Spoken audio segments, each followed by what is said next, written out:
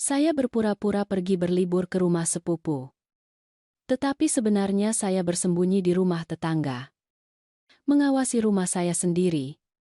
Apa yang saya temukan di dini hari Kamis itu membuat saya sadar bahwa terkadang orang yang paling kita cintai justru yang paling mengkhianati kita. Anak dan menantu saya menyembunyikan sesuatu yang begitu mengerikan. Dan ketika kebenaran terungkap, hidup saya tidak pernah sama lagi. Nama saya Siti. Usia 62 tahun. Dan saya tinggal di Jakarta Selatan. Rumah yang saya tinggali selama 35 tahun ini dibangun sepotong demi sepotong dengan keringat almarhum suami saya, Arman. Setiap ruangan menyimpan cerita kami. Teras tempat kami biasa minum teh hangat setiap hari Minggu. Halaman tempat anak saya, Dimas, belajar berjalan. Dapur tempat saya menyiapkan ribuan masakan dengan cinta. Ketika Arman meninggal dunia 5 tahun lalu, Dimas bersikeras untuk tinggal bersama saya bersama istrinya, Dewi. Saya pikir itu adalah perhatian yang tulus. Kasih sayang seorang anak yang tidak ingin melihat ibunya sendirian. Betapa naifnya saya. Beberapa bulan pertama tampak normal. Dewi bersikap baik. Membantu pekerjaan rumah. Membuat tempe mendoan yang sangat saya sukai. Dimas memperbaiki apa yang rusak. Merawat taman.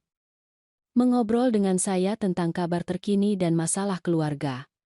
Namun, sekitar 3 bulan yang lalu, sesuatu berubah. Dimulai dengan bisik-bisik. Saya masuk ke ruang keluarga. Dan mereka langsung berhenti bicara mendadak. Dimas menyembunyikan ponselnya ketika saya mendekat. Dewi mengganti topik pembicaraan dengan senyum terpaksa yang tidak bisa menipu siapapun. Saya bertanya apa yang mereka bicarakan dan selalu mendapat jawaban kosong yang sama. Bukan hal penting. Urusan pekerjaan. Omong kosong.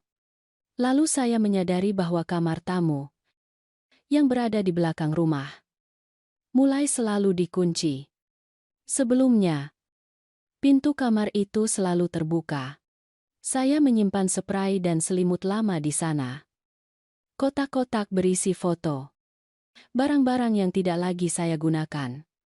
Ketika saya bertanya mengapa mereka mengunci kamar itu, Dewi menjawab terlalu cepat bahwa ada kelembapan. Dan mereka sedang melindungi barang-barang saya. Tapi saya tidak pernah mengizinkan hal itu. Malam hari menjadi aneh.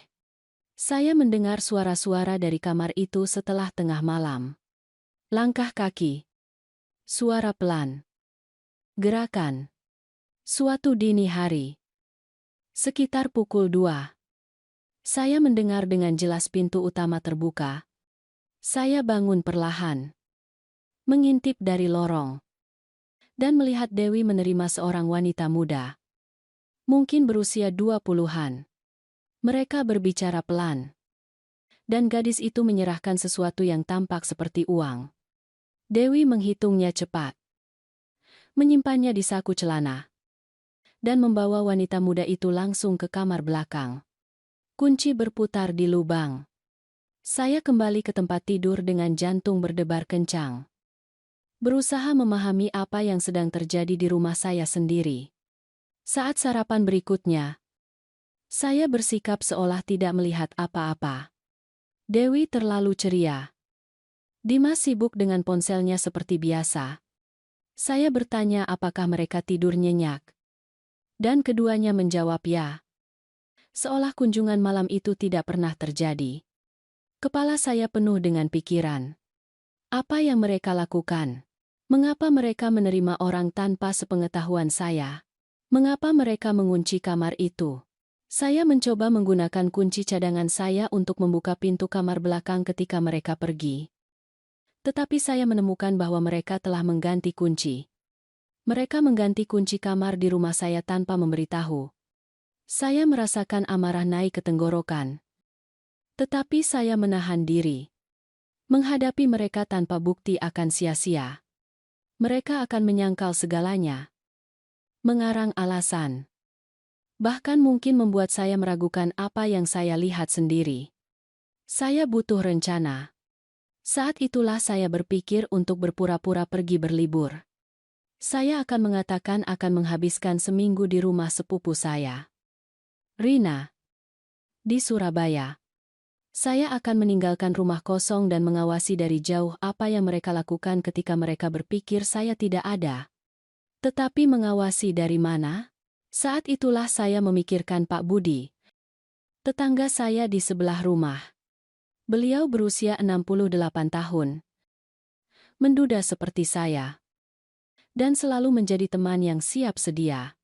Sore berikutnya, saya melangkahi pagar rendah yang memisahkan properti kami dan mengetuk pintu belakang rumahnya. Pak Budi sedang menyiram tanaman ketika melihat saya. Saya menyadari dari ekspresinya bahwa ada yang tidak beres. Siti, untung kamu datang. Ada yang perlu saya ceritakan. Kami duduk di dapurnya. Dan apa yang saya dengar membuat saya membeku. Pak Budi mengatakan bahwa selama berminggu-minggu dia melihat ada gerakan aneh di rumah saya. Orang-orang berbeda masuk dan keluar. Selalu di malam hari. Selalu membawa tas atau ransel. Dia mengira mereka adalah teman Dimas atau kerabat Dewi. Tetapi mulai curiga ketika melihat ada pertukaran uang di depan pintu. Perut saya mual. Saya menceritakan kecurigaan saya. Apa yang saya lihat? Bisik-bisik. Kamar yang terkunci. Pak Budi mengangguk dengan sedih. Saya rasa anak dan menantumu menggunakan rumahmu untuk bisnis. Siti. Saya tidak tahu persis apa. Tapi ini bukan hal yang baik. Saat itulah saya menyusun rencana lengkap. Saya akan berpura-pura berlibur dan tinggal di kamar tamu Pak Budi. Dari jendela atas rumahnya. Dia memiliki pandangan langsung ke rumah saya. Kami bisa mengawasi semuanya tanpa terlihat. Beliau langsung setuju. Khawatir pada saya. Menawarkan bantuan seperti layaknya seorang sahabat sejati. Malam itu juga, saat makan malam, saya menyampaikan berita itu. Saya akan pergi ke Surabaya besok. Rina sudah lama mendesak. Dan saya memutuskan untuk menghabiskan beberapa hari bersamanya. Reaksi mereka langsung. Dimas mengangkat mata dari piring dengan kilatan aneh. Dewi tersenyum berlebihan. Terlalu bersemangat. Wah, bagus sekali. Ibu. Itu akan baik untuk ibu. Kami akan menjaga semuanya di sini. Docu Justuri. Evegala Dalajan Daradianarusquara. Dimas setuju terlalu cepat. Ya. Bu. Manfaatkan waktu ini. Istirahatlah. Semuanya di sini terkendali. Rasa lega yang sulit disembunyikan di wajah mereka mengkonfirmasi segalanya. Mereka ingin saya pergi.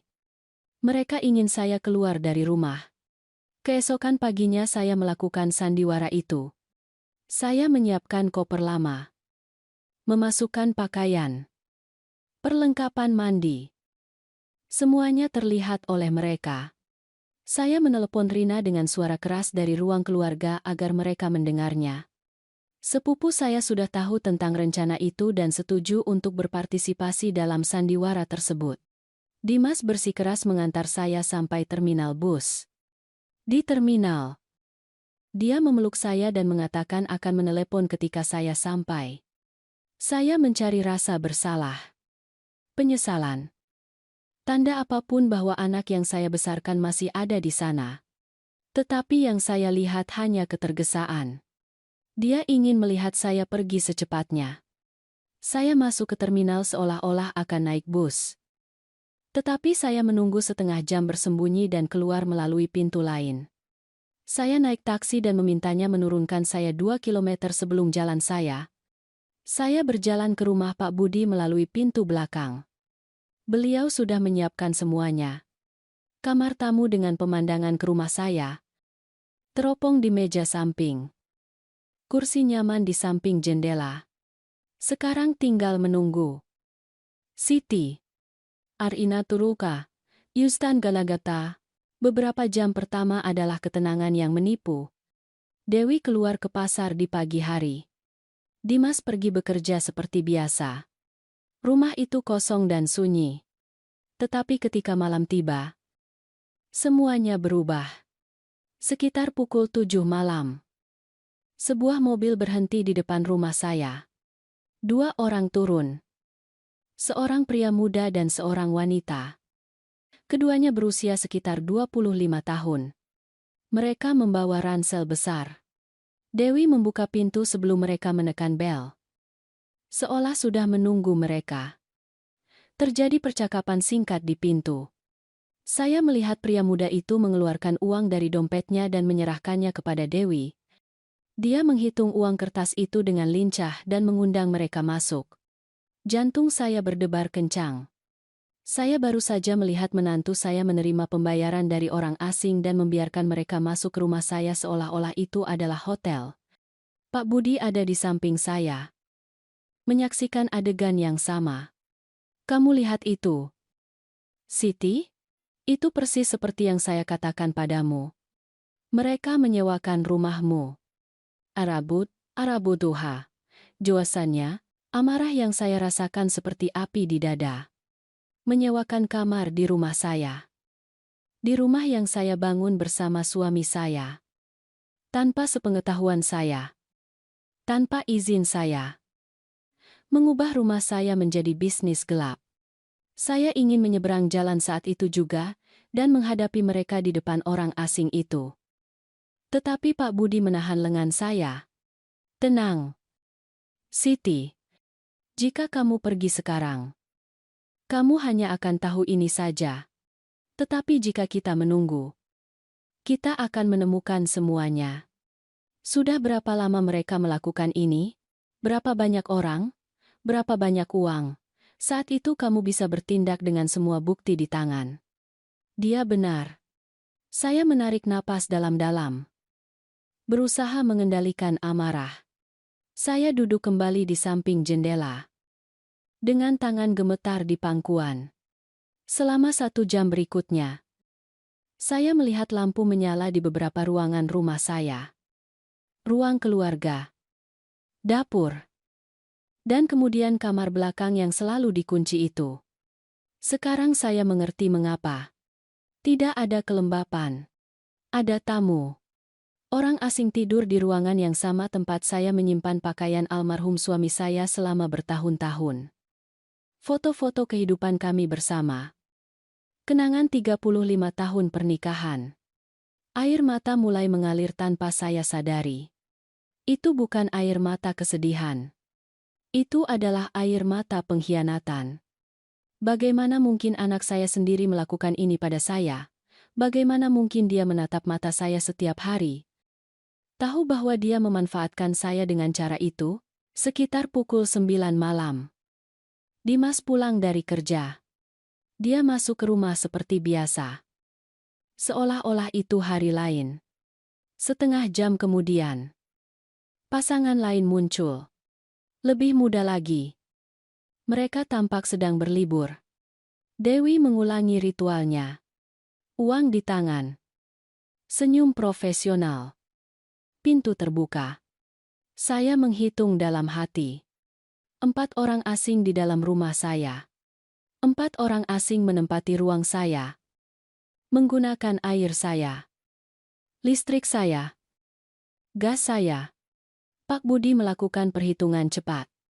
Jika masing-masing membayar sekitar Rp160.000 per malam, mereka menghasilkan lebih dari Rp1 juta hanya hari ini. Dalam sebulan, itu lebih dari Rp30 juta. Rp30 juta sebulan diperoleh secara ilegal menggunakan properti Anda, tanpa membayar saya sepeser pun. Bahkan tanpa memiliki rasa hormat untuk bertanya apakah mereka boleh melakukan ini. Eksplansan. Ikenap sajarah ututapan salur. Malam berlanjut. Dan lampu di rumah saya padam satu persatu. Para tamu beristirahat. Dimas dan Dewi juga pergi tidur. Semuanya kembali sunyi. Seolah tidak ada hal buruk yang terjadi. Saya tetap terjaga sepanjang malam.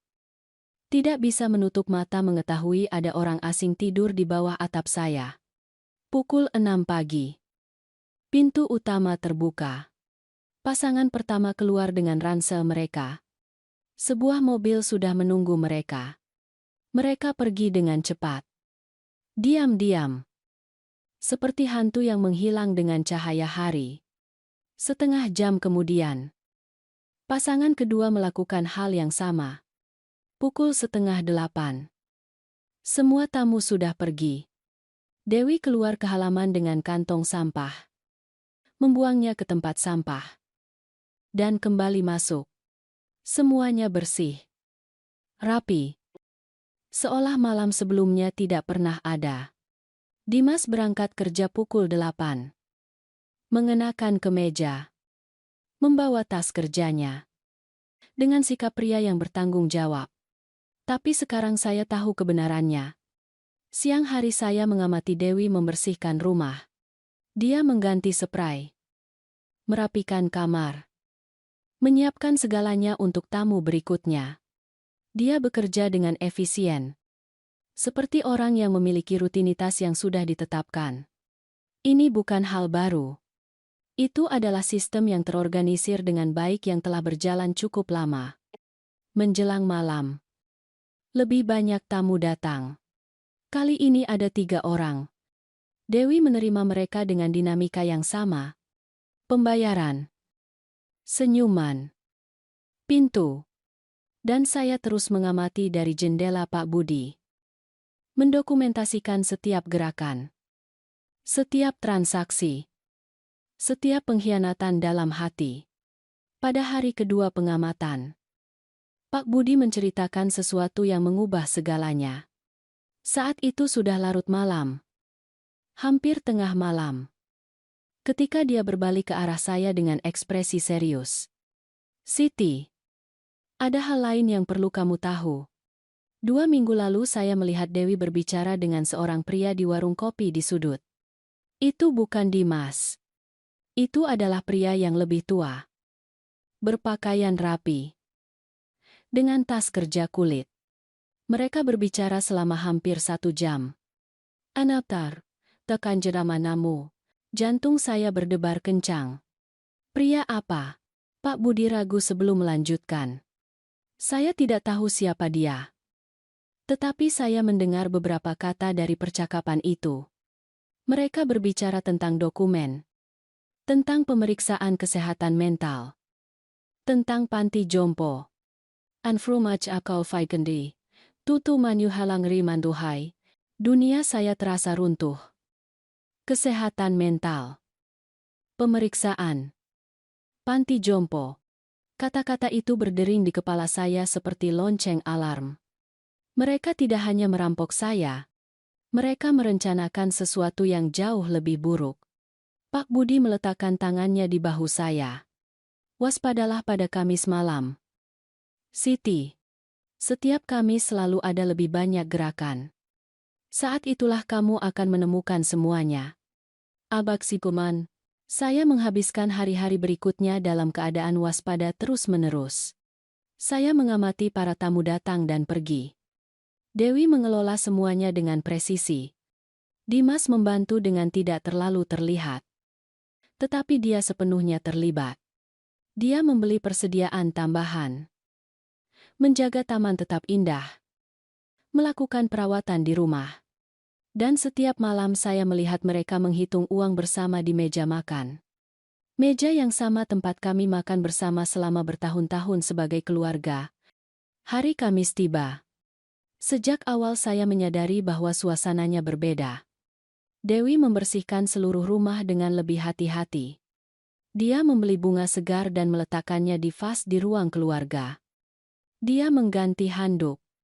Dia memeriksa setiap detail. Seolah-olah dia sedang menyiapkan sesuatu yang istimewa. Dimas pulang kerja lebih awal dari biasanya. Pukul 6 sore. Dia sudah di rumah membantu persiapan akhir. Dan kemudian gerakan dimulai. Bukan hanya 1 atau 2 tamu seperti hari-hari lain. Itu adalah kelompok-kelompok utuh. Kelompok pertama terdiri dari 5 orang. Kemudian datang 3 orang lagi. Kemudian sepasang suami istri. Kemudian 2 pria muda sendirian. Saya menghitung dalam hati sementara perut saya terasa tertekan. Ada 11 orang di dalam rumah saya. 11 orang asing menempati setiap ruang yang tersedia. Ruang tamu menjadi area umum. Dapur penuh. Kamar-kamar. Semuanya terisi. Rumah saya telah berubah menjadi penginapan penuh. Pak Budi mengamati di samping saya. Tidak percaya. Saya belum pernah melihat gerakan sebanyak ini. Sepertinya Kamis adalah hari istimewa bagi mereka. Saya segera menghitung. Jika setiap orang membayar Rp160.000, mereka akan menghasilkan lebih dari Rp2.700.000 hanya malam itu. Jam berlalu perlahan. Para tamu makan malam. Mengobrol. Beberapa keluar berjalan-jalan dan kembali. Pukul 10 malam. Lampu mulai padam. Para tamu beristirahat. Dewi dan Dimas membersihkan semuanya dan juga pergi tidur. Rumah menjadi sunyi. Tetapi Pak Budi telah menyuruh saya menunggu. Bahwa pada dini hari dari Kamis ke Jumat saya akan menemukan semuanya. Jadi saya menunggu. Dengan setiap otot tubuh tegang. Jam di dinding rumah Pak Budi menandai waktu dengan detak yang terdengar semakin keras dalam keheningan malam. Pukul 11:30. 11:40. 11:50. Jantung saya berdebar begitu kencang sehingga saya bisa merasakan denyut nadi bergetar di leher saya. Ketika jam menunjukkan tengah malam, saya menahan napas. Pintu samping rumah saya, yang mengarah ke halaman belakang, terbuka perlahan. Sebuah siluet keluar. Itu Dewi. Tapi dia tidak sendirian. Di belakangnya datang seorang pria yang belum pernah saya lihat sebelumnya. Tinggi. Berusia sekitar 50-an. Mengenakan pakaian gelap. Dia membawa tas kerja kulit di tangan. Tas kerja yang sama yang digambarkan Pak Budi. Jantung saya berdegup kencang. Apa yang terjadi? Mengapa Dewi bertemu dengan pria ini di tengah malam? Mengapa mereka keluar melalui pintu belakang seperti kriminal? Mereka berjalan menuju bagian belakang halaman. Tempat gudang tua yang digunakan suami saya sebagai bengkel. Dewi mengeluarkan kunci. Membuka gembok yang berkarat. Dan keduanya masuk. Sebuah cahaya redup menyala di dalamnya. Melalui jendela gudang yang kotor. Saya hanya bisa melihat bayangan bergerak. Mereka sedang berbicara. Memberi isyarat. Dewi mengeluarkan sesuatu dari tasnya. Kertas. Tampaknya itu adalah dokumen. Pria itu memeriksanya dengan senter kecil. Kemudian dia mengeluarkan kertas lain dari tas kerjanya. Tas kerja tebal. Penuh lembaran. Dewi mengambil dokumen itu dan mulai membaca. Halaman demi halaman. Dia mengangguk beberapa kali.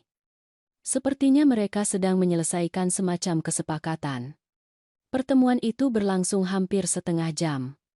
Akhirnya, pria itu menyimpan semuanya kembali ke dalam tas kerja. Dewi mematikan lampu gudang. Mereka keluar. Tetapi alih-alih kembali ke rumah, mereka berjalan ke gerbang belakang. Ada gerbang kecil di sana yang mengarah ke gang. Dewi membukanya. Pria itu keluar dari sana dan menghilang dalam kegelapan. Dewi menutup gerbang. Mengunci gembok. Dan kembali ke rumah melalui pintu samping. Semuanya terjadi dalam waktu kurang dari 40 menit. Sunyi. Rahasia. Tidak terlihat oleh siapapun yang tidak mengamati dengan cermat. Saya membangunkan Pak Budi, yang tertidur di sofa. Saya melihat semuanya. Dewi bertemu dengan seorang pria di gudang. Mereka memeriksa kertas. Dokumen. Mereka merencanakan sesuatu.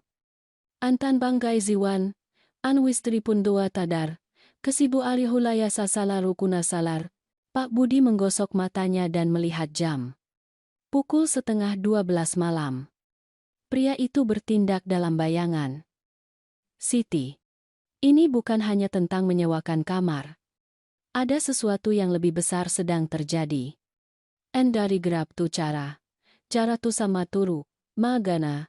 Saya tidak bisa tidur sisa malam itu. Saya tetap duduk di samping jendela, mengawasi rumah saya seolah-olah itu adalah wilayah musuh. Saat fajar menyingsing di hari Jumat, para tamu mulai pergi. Beberapa pergi pagi-pagi sekali. Yang lain tinggal untuk menikmati akhir pekan. Dewi menyiapkan kopi untuk mereka yang tinggal. Dia bertindak sebagai nyonya rumah yang sempurna. Kopi, roti, buah-buahan. Semuanya disajikan dengan senyuman. Tidak ada yang akan membayangkan bahwa beberapa jam sebelumnya dia berada dalam pertemuan rahasia dengan orang asing. Dimas berangkat kerja seperti biasa. Dewi tinggal sendirian dengan tamu yang tersisa. Ini adalah kesempatan saya. Saya perlu masuk ke gudang itu. Saya perlu melihat apakah mereka meninggalkan sesuatu. Petunjuk tentang apa yang mereka rencanakan. Saya menceritakan rencana itu kepada Pak Budi. Beliau mencoba meyakinkan saya agar tidak pergi. Siti, itu terlalu berisiko. Bagaimana jika Dewi melihatmu? Tetapi saya sudah memutuskan. Saya punya kunci gerbang belakang. Saya bisa masuk melalui gang tanpa terlihat. Dewi sibuk dengan para tamu di bagian depan rumah. Dia tidak akan melihat saya. Inkalus untuk karsaramas, inkalu dar ribut. Pak Budi akhirnya menyerah. Tetapi bersikeras ikut dengan saya sampai ke gang untuk mengawasi. Kami keluar melalui pintu belakang rumahnya. Kami berjalan melalui gang yang sunyi. Saat itu Sabtu pagi. Dan lingkungan itu tenang. Kebanyakan orang masih tidur atau minum kopi di dalam rumah. Kami sampai di gerbang belakang properti saya. Saya mengeluarkan kunci dengan tangan gemetar. Gembok terbuka dengan bunyi klik pelan. Saya masuk ke halaman saya sendiri seperti penyusup. Dengan jantung berdetak kencang tak terkendali. Gudang itu berjarak sekitar 15 meter dari gerbang. Saya berjalan membungkuk. Bersembunyi di balik semak-semak yang saya tanam sendiri bertahun-tahun yang lalu. Setiap langkah terasa terlalu berisik. Setiap napas terlalu keras. Akhirnya saya sampai di gudang. Pintunya memiliki gembok sederhana. Yang sama yang digunakan suami saya puluhan tahun lalu. Saya mencari kunci yang tepat di gantungan kunci. Jari-jari saya sangat gemetar sehingga saya mencoba 3 kunci berbeda sebelum menemukan yang benar. Gembok terbuka. Saya masuk ke gudang dan menutup pintu di belakang saya. Cahaya matahari masuk melalui jendela berdebu, menciptakan sinar keemasan di udara. Tempat itu berbau kayu tua dan tanah lembab. Peralatan berkarat tergantung di dinding. Kotak-kotak ditumpuk di sudut-sudut. Semuanya tampak utuh. Normal. Tetapi kemudian saya melihat sesuatu yang berbeda di meja kerja tua suami saya. Sebuah kotak logam. Itu bukan milik kami. Saya belum pernah melihatnya. Warnanya abu-abu. Modern. Dengan penutup sederhana. Saya mendekat perlahan. Kotak itu tertutup. Tetapi tidak terkunci. Hanya kunci pengaman yang terbuka dengan menekan 2 tombol samping. Saya mencobanya. Klik. Kotak itu terbuka. Apa yang saya lihat di dalamnya membuat napas saya tercekat. Ada tumpukan uang. Uang kertas ratusan ribu dan 50 ribuan rupiah. Saya menghitung cepat. Pasti ada setidaknya 60 juta rupiah di sana. Semua uang yang mereka hasilkan dari bisnis ilegal selama berbulan-bulan.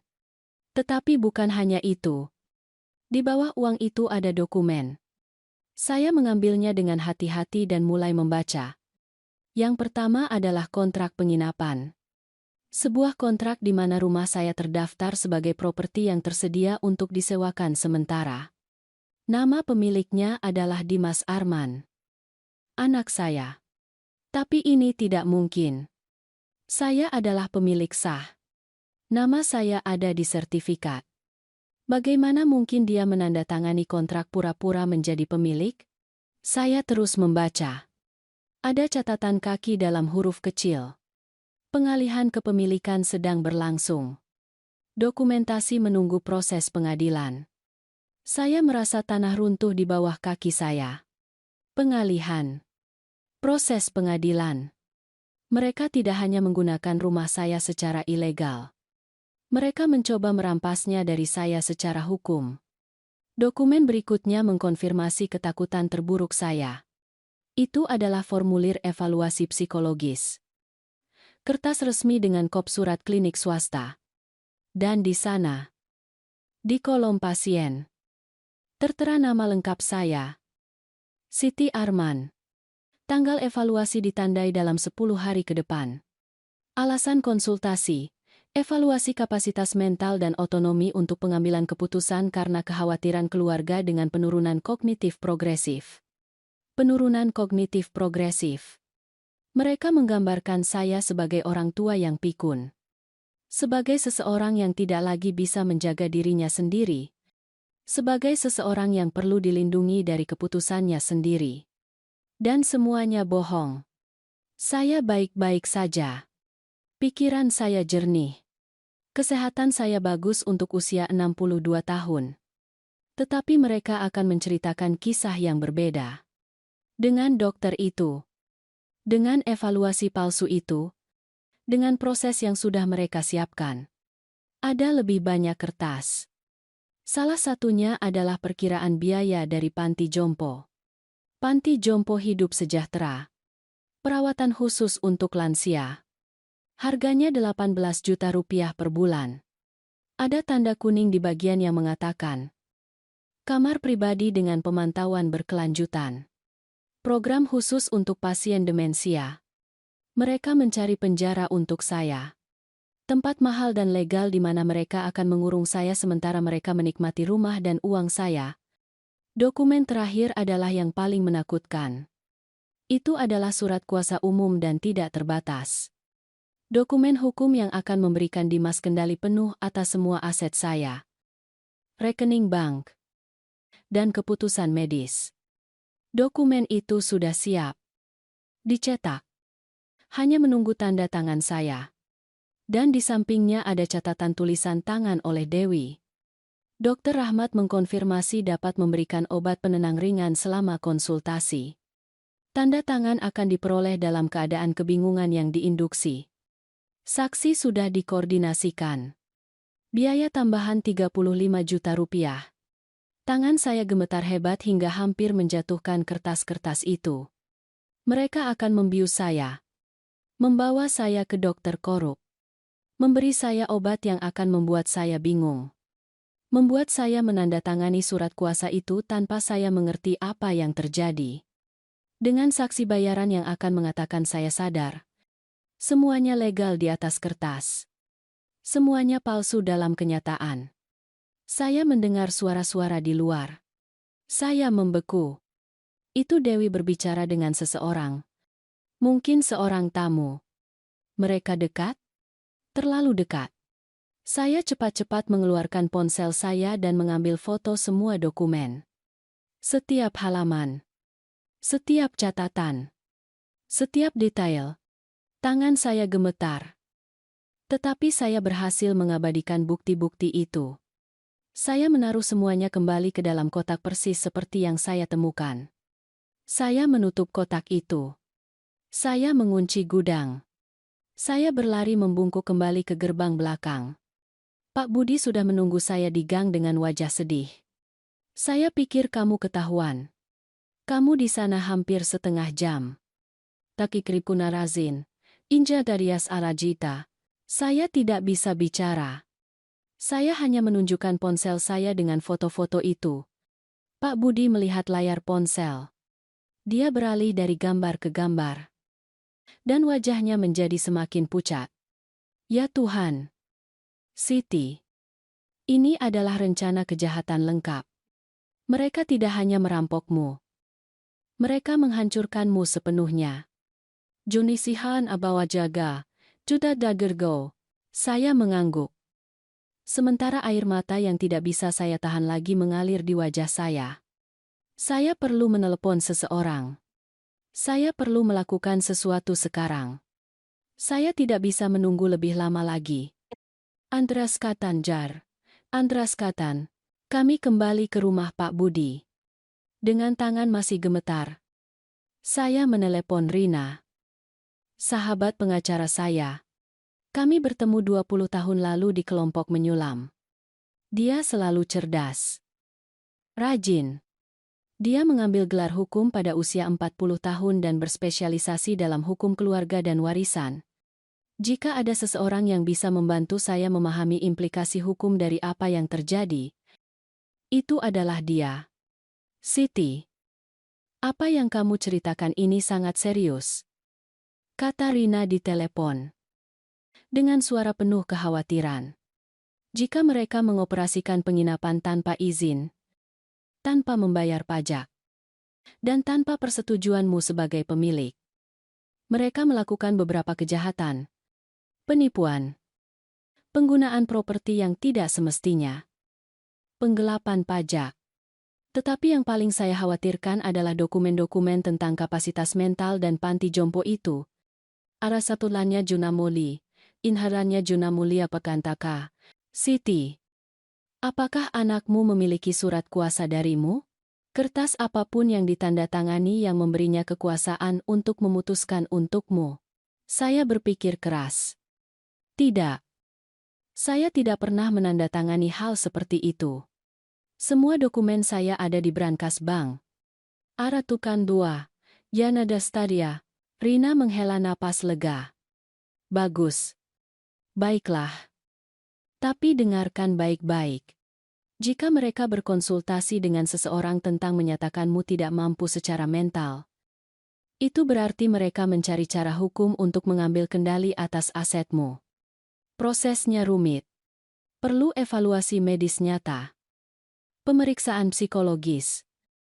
Sidang dengan hakim. Mereka tidak bisa begitu saja menyatakanmu tidak mampu. Tetapi jika mereka mendapatkan dokter korup yang bersedia memalsukan putusan, jika mereka memiliki pengacara tidak bermoral yang mengetahui celah sistem, mereka bisa mencobanya. Dan jika mereka berhasil, Siti, mereka bisa mengurungmu di panti jompo di luar kehendakmu dan mengambil rumahmu secara legal. Aksan Punain. Kementika Tamalannya, Kementika Tamalai Puran. Teror menguasai saya. Apa yang harus saya lakukan? Rina? Dia berpikir sejenak. Pertama, kamu butuh bukti konkret dari semua yang mereka lakukan. Foto, video, kesaksian. Kamu sudah punya foto-foto dokumen itu. Itu luar biasa. Kedua, kamu perlu melindungi dokumen-dokumen legalmu. Kamu perlu melindungi dokumen legalmu. Pastikan mereka tidak memiliki akses ke apapun. Ketiga, segera setelah kita memiliki bukti yang cukup, kita akan mengajukan tindakan hukum. Saya akan menangani seluruh proses hukum. Tetapi, Siti, kamu harus sangat berhati-hati.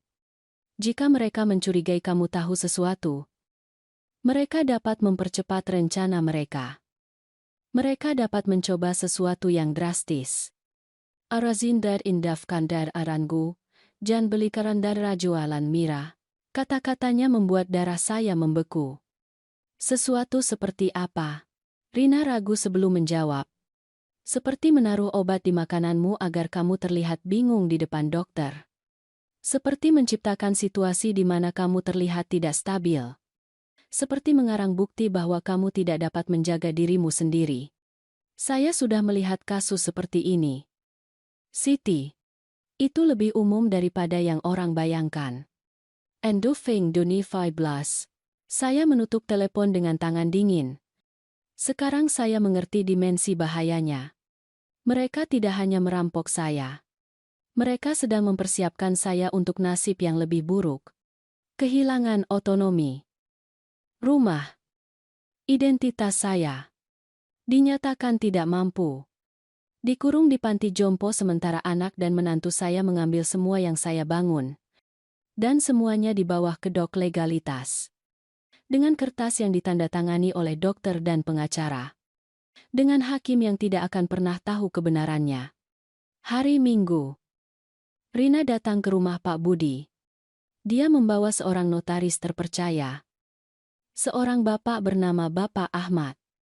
Berusia sekitar 60-an. Dengan wajah serius tetapi lembut. Ibu Siti, saya sangat menyesal atas apa yang Anda alami. Katanya sambil menjabat tangan saya. Tetapi saya ingin Anda tahu bahwa kami akan melindungi aset Anda sepenuhnya. Ketika kita selesai hari ini, anak Anda tidak akan dapat menyentuh sehelai pun properti Anda tanpa menghadapi proses pidana. Takkan banin bagarni kanila kamu, aban bagarni kanila jomaka. Selama 4 jam berikutnya, saya menandatangani beberapa dokumen. Rina menjelaskan masing-masing dengan sabar. Ini adalah pencabutan kuasa. Ini membatalkan segala kuasa yang mungkin ada atas nama Dimas. Baik sekarang maupun di masa depan. Yang ini adalah pernyataan kapasitas mental penuh yang akan disertifikasi oleh psikolog forensik yang akan mengevaluasi Anda besok. Ini adalah surat wasiat baru yang menggantikan versi sebelumnya dan menetapkan bahwa Dimas dikecualikan sebagai ahli waris karena tindakan penipuan. Dan yang terakhir ini adalah permintaan tindakan perlindungan yang akan kami ajukan kepada hakim pada hari Senin. Apunandangan, jangkerpulungan danggankan. Setiap tanda tangan membuat saya merasa lebih kuat. Lebih memegang kendali. Saya bukan lagi korban ketakutan yang mengintip dari jendela. Sekarang saya adalah seorang wanita yang mengambil tindakan hukum terhadap mereka yang mencoba menghancurkan saya. Dan jebakannya, saya bertanya ketika kami selesai. Rina tersenyum. Itu bukan senyum gembira. Itu adalah senyum seseorang yang sedang menyiapkan skakmat. Jebakan itu mengharuskan ibu kembali ke rumah. Siti. Jantung saya berdegup kencang. Kembali ke rumah. Sekarang? Rina menggelengkan kepalanya. Tidak hari ini. Besok malam. Hari Senin. Anda akan kembali seolah tidak terjadi apa-apa. Seolah-olah Anda benar-benar menghabiskan seluruh minggu bepergian. Anda akan tiba dalam keadaan lelah. Senang berada di rumah. Tanpa sedikit pun kecurigaan tentang apa yang Anda temukan. Dan selama beberapa hari ke depan, Anda akan bertindak normal sepenuhnya. Sementara itu, kami akan bekerja di belakang layar. Inaribudu, antublanga tanitanannya.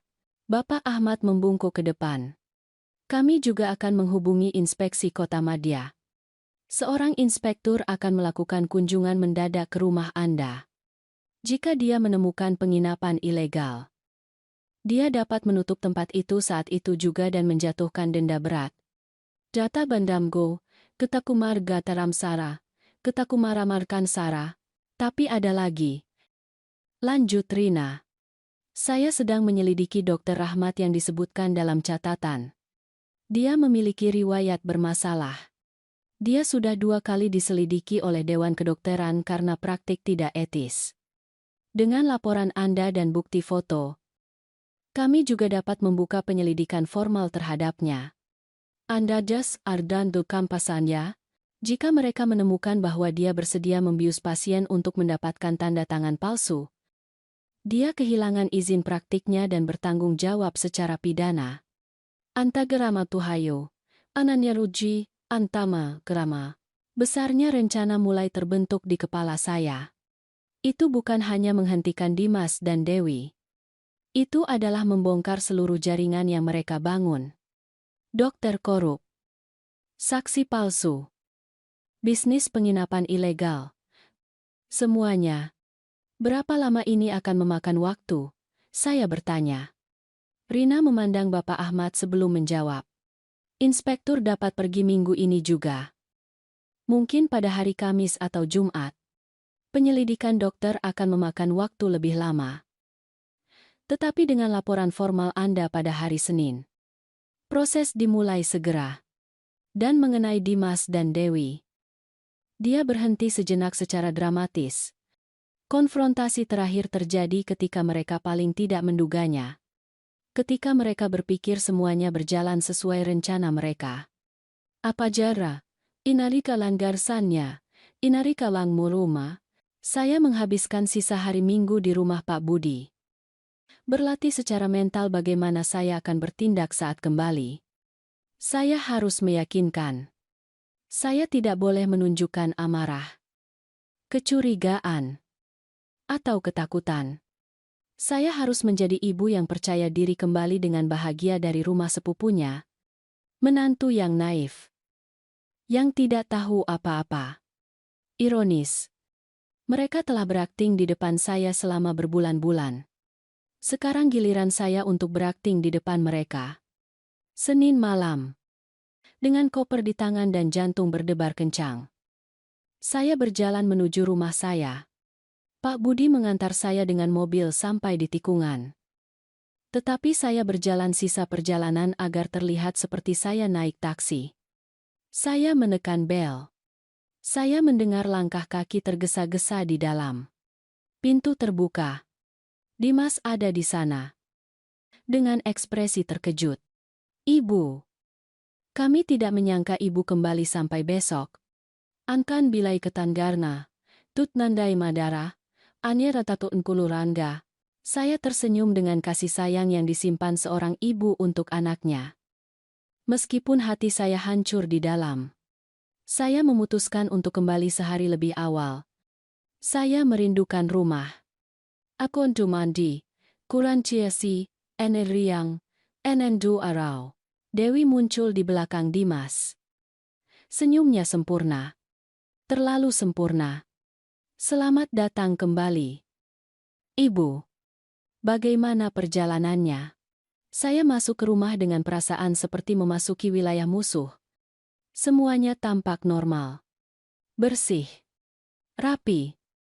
Tidak ada jejak para tamu yang menempati ruangan itu hanya 2 hari sebelumnya. Dewi telah melakukan pekerjaan yang sempurna menghilangkan bukti.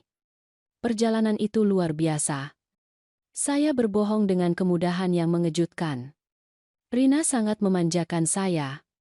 Tapi kamu tahu bagaimana rasanya. Tidak ada tempat seperti rumah kita sendiri. Kerimatu dan nagoi mari, kerimatu nanya laisan aparuskan kerimari 2 paranya komatarus. Mereka membawa koper saya ke kamar. Mereka menyiapkan teh. Mereka duduk bersama saya di ruang keluarga mengajukan pertanyaan tentang perjalanan yang saya buat-buat. Saya menjawab dengan cerita yang telah saya siapkan. Restoran yang saya dan sepupu saya diduga kunjungi.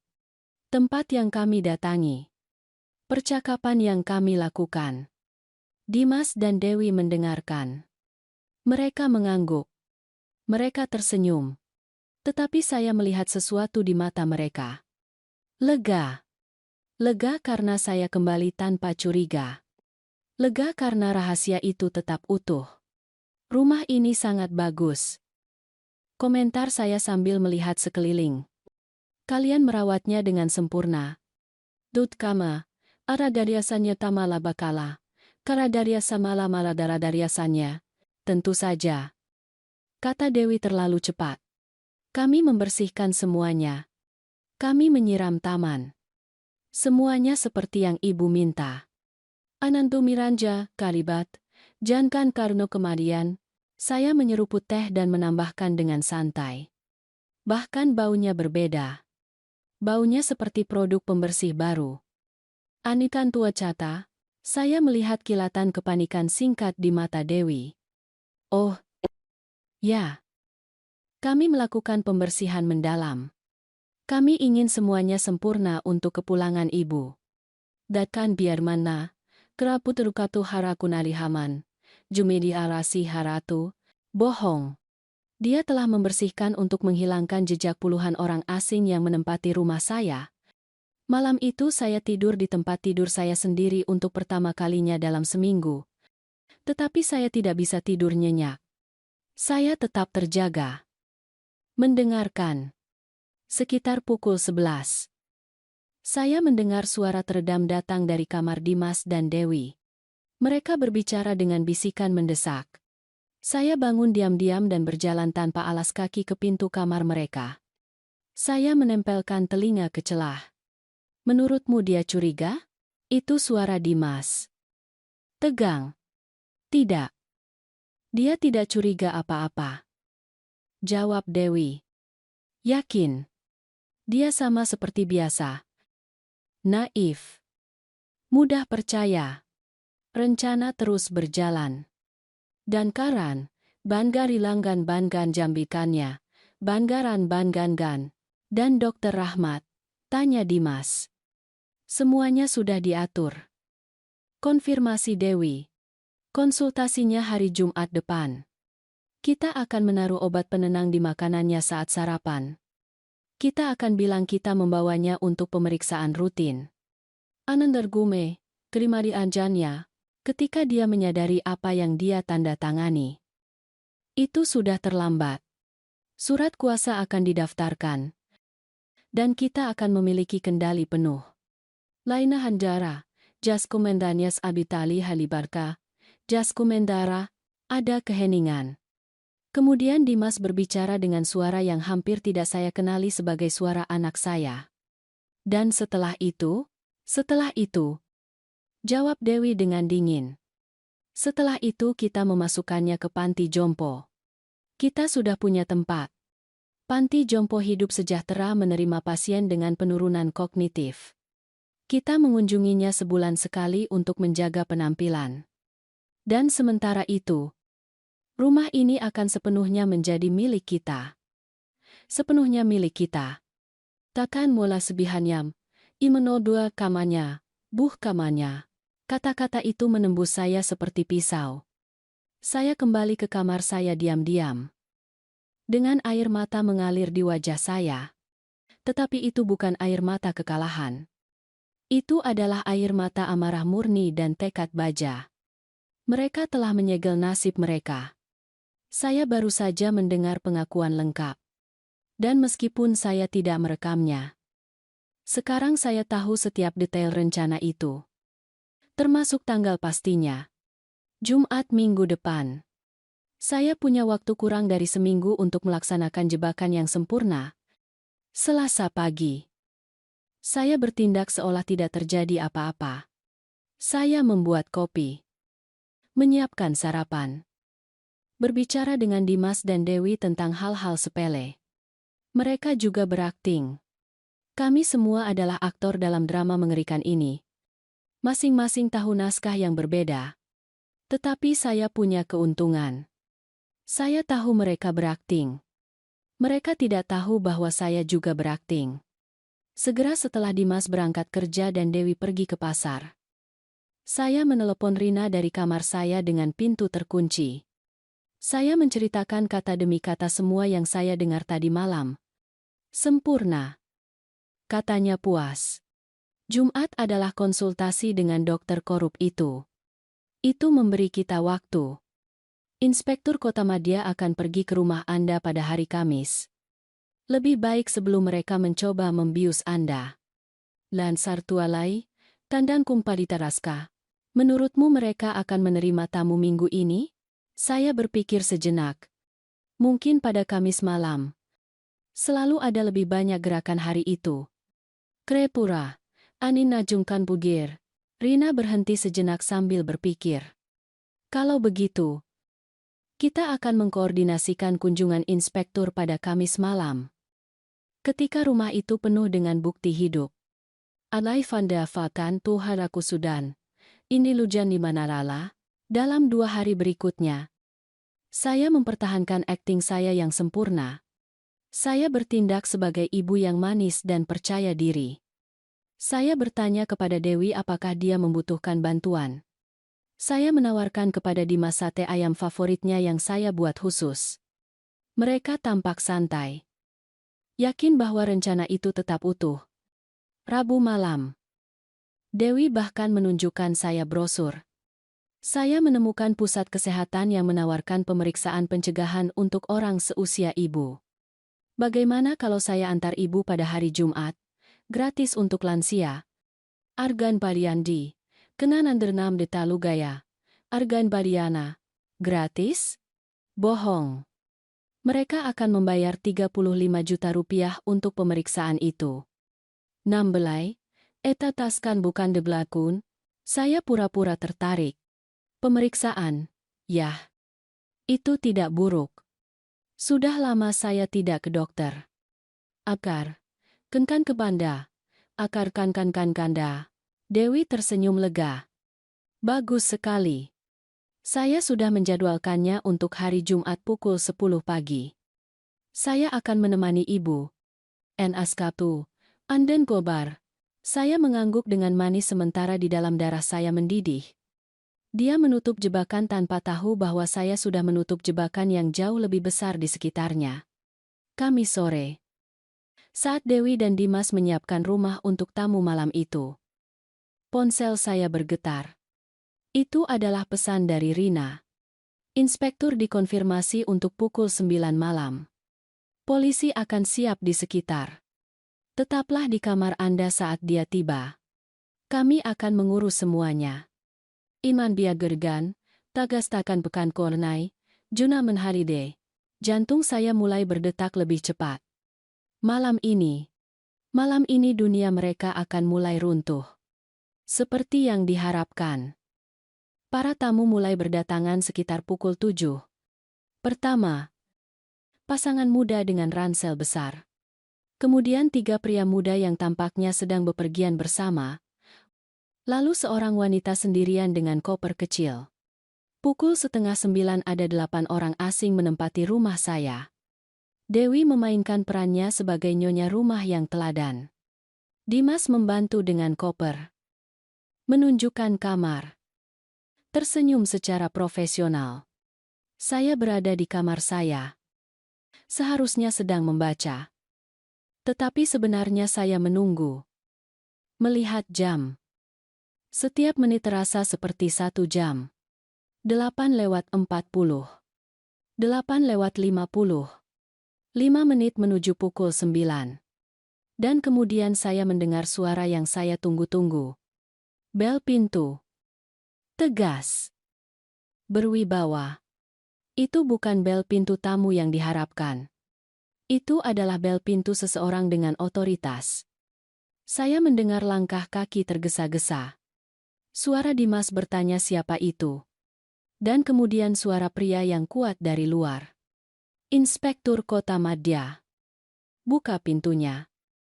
Tolong. Alamata bilama kumplikan Jakatam Kanda. Sunyi. Keheningan yang berat. Tebal. Dan kemudian suara pintu terbuka perlahan. Inspektur. Ada masalah apa? Itu suara Dimas mencoba terdengar tenang tetapi gagal. Kami menerima laporan anonim tentang penginapan ilegal di alamat ini. Saya perlu memeriksa properti ini. Akun Santaria Germariju, kenandelaine sekablar koma limaria. Pasti ada kesalahan. Saya mendengar suara Dewi lebih nyaring dari biasanya. Ini adalah tempat tinggal pribadi. Kami tidak memiliki bisnis apapun. Alangmut, kalau begitu Anda tidak akan keberatan jika saya periksa. Jawab inspektur dengan nada profesional tetapi tegas. Saya punya surat perintah inspeksi yang ditandatangani oleh Hakim Kota Madya. Jika Anda tidak mengizinkan saya masuk secara sukarela, saya akan kembali dengan polisi dan surat perintah penggeledahan. Anai, Jatakunamua, ada keheningan lagi. Kemudian Dimas menyerah. Tentu. Inspektur. Silakan masuk. Endo. Kanda garam. Candaram garam. Saya mengintip melalui celah pintu. Saya bisa melihat sebagian ruang keluarga. Inspektur itu adalah seorang pria berusia sekitar 45 tahun. Mengenakan kemeja resmi Kota Madya. Dengan papan klip di tangan. Di belakangnya datang pria lain yang lebih muda. Mungkin seorang asisten. Dengan kamera. Mereka mulai mengelilingi rumah. Inspektur mengajukan pertanyaan. Berapa banyak orang yang tinggal di sini secara permanen? Dimas menjawab dengan suara bergetar. 3. Ibu saya. Istri saya. Dan saya. Tabasi. Jana, Aba, Dolundai. Inspektur melihat sekeliling ruang keluarga. Di sana ada 8 tamu. Beberapa duduk di sofa. Yang lain berdiri. Semua dengan ekspresi bingung. Dan orang-orang ini adalah... Dewi mencoba berimprovisasi. Apakah mereka teman berkunjung? Inspektur berjalan ke salah satu tamu. Seorang pria muda berusia sekitar 30 tahun. Apakah Anda teman keluarga? Pria muda itu jujur atau mungkin gugup menjawab, "Tidak, Pak. Saya memesan kamar secara daring. Saya bayar Rp160.000 semalam." Andara, Namendaran Anber, Tu menggugara, Arugar. Wajah Dimas menjadi pucat. Dewi mencoba campur tangan. Dia bingung. Inspektur. Saya tidak tahu apa yang dia bicarakan. Intri Batondo Wazifur, Tumusam Dagailai, Catan Harnambannya, tetapi inspektur sudah berjalan menuju kamar-kamar. Dia membuka pintu kamar yang dulunya kamar tamu saya. Di dalamnya ada 3 pria muda dengan ransel terbuka. Pakaian di tempat tidur. Perlengkapan mandi di kamar mandi. Dan bapak-bapak ini juga teman. Keheningan Dewi adalah jawaban yang cukup. Inspektur mengeluarkan alat ukur dari papan klipnya. Dia mulai menghitung kamar yang ditempati. Memotret masing-masing. Kamar 1 ditempati oleh 2 orang non-residen. Kamar 2 ditempati oleh 3 orang non-residen. Kamar 3 ditempati oleh 1 orang non-residen. Kamar mandi bersama dengan tanda-tanda penggunaan ganda. Dapur dengan peralatan untuk lebih dari 3 orang. Handuk tambahan ditumpuk di lorong. Lakana, kumpulunan jetakan dan moradia. Setiap kalimat adalah paku lagi di peti mati bisnis ilegal mereka. Dimas mencoba pembelaan terakhir. Inspektur. Ini salah paham. Mungkin kadang-kadang kami membantu kenalan yang membutuhkan tempat menginap. Tetapi ini bukan bisnis. Ada, Ina Juhania, Kenam Dagan Buktu Juha, inspektur memotongnya. Apakah Anda memungut biaya untuk penginapan ini? Dimas ragu-ragu. Yah. Kadang-kadang kami menerima bantuan untuk biaya.